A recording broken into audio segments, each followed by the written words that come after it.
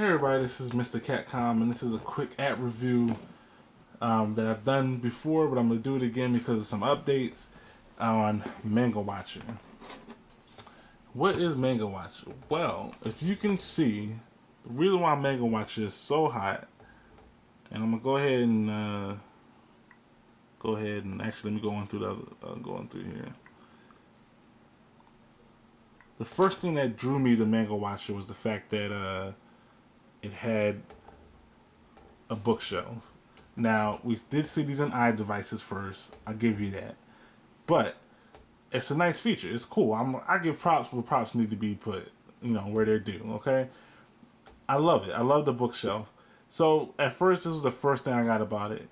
I like how the guy, the developer, he actually keeps it updated. He's had a couple of bugs, and that's why I kind of held off doing another review on this, but he just fixed it. It was an issue with the widget, and I'll go into that later because that's another reason why I love this app. First, you have a bookshelf of all your different mangas. It will scroll up and down if you have more than 6. I kind of keep it at 6 right now. There is some other mangas, but you can see it has my favorites, Fairy Tail, Bleach, Naruto, and a couple new ones that just came out, like Hungry Joker. But when you come into it, first you have to go in the catalog. And when you go in the catalog, it'll show you the different types of sites that have the actual mangas. And you can go in there. So my personal preference is Manga Panda. So you go into Manga Panda, and you'll get this list in a minute. Okay, so you'll get this list. And this will be every manga that is actually on the Manga Panda servers. And you can click on it, and once you click on it, you can have the option to add it to library, and then it'll go into your library.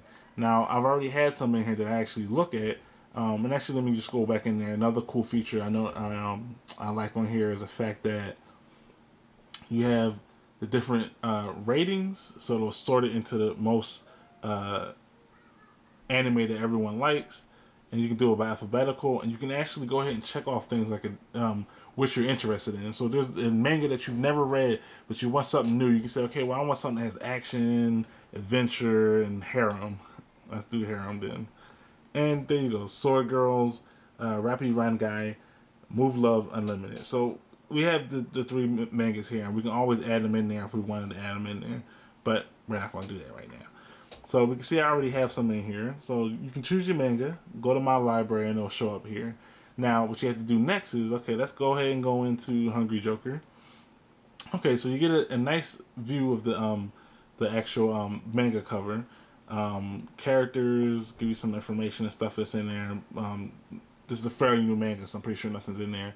But then you'll have your list of mangas here. Now, what you want to do is you can actually set it to where it'll automatically download your mangas. But at this point, we don't want to do that because of the fact that it'll fill up pretty quick, especially if you have a big library. But you would sit here and you would hit download. So I can hit download right here, and you see in my menu it says downloading manga. So once it downloads, it'll come up and have a trash can next to it. When you have that, you can just go ahead and click on it, and then it'll actually have the actual manga, and it'll come up and you can read it. The cool thing is, if you don't want to download, you can always hit this little play button with the globe, and it'll actually kind of stream it from the website. And then there you go. You have the manga, and you can read it. Now, another cool option that sets this apart from all the other mangas, the manga applications, other than the bookshelf view, is the widget. And the widget is so hot. Now, we have 2 versions. I'm going to go ahead and use this section right here. Now, we have 2 versions of the widget. The one that I showed you before is the card look, which in my opinion is the best look. So we have 3 widgets. The last widget is a 1x1 widget, which is just a little icon. So I don't even worry about that one. You want to look at the 4.3 one and the 2x2. So the 4.3, it comes up like this. So you actually can scroll and see your different widgets. And the cool thing I like about what the developer did is that he had the resizing widgets in mind. So you can make it as big or as small as you want, and it resizes. Now, in my opinion, that widget's good, but it's not good as the stacks widget. And I'm going to go ahead and drag that over here since I have more space. And I'm going to show you why. I'm I'll show you why the stacks widget is so good. Now, for one thing, okay, you might not want it like this. First, let me just show you. You can go between your different widgets or your different mangas and flip through them. But the cool thing is, when you resize it, it resizes the whole stack. So say I want this big like this, and it'll stay there, and it'll move. Usually I have it where resize. Resize it any way you want. Bring the stacks any way you want. So you can kind of have it look like a manga. And it's just like that. It looks beautiful. Now, if you take a look on the phone, I have it looks like a comic book. So all my mangas and everything is there.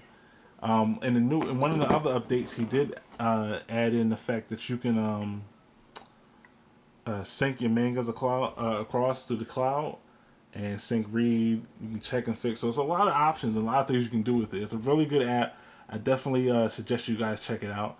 If you have any other questions or anything you want to see on the app, just shoot me a message down in the comments and I'll get back to you. You guys have a good day. Peace.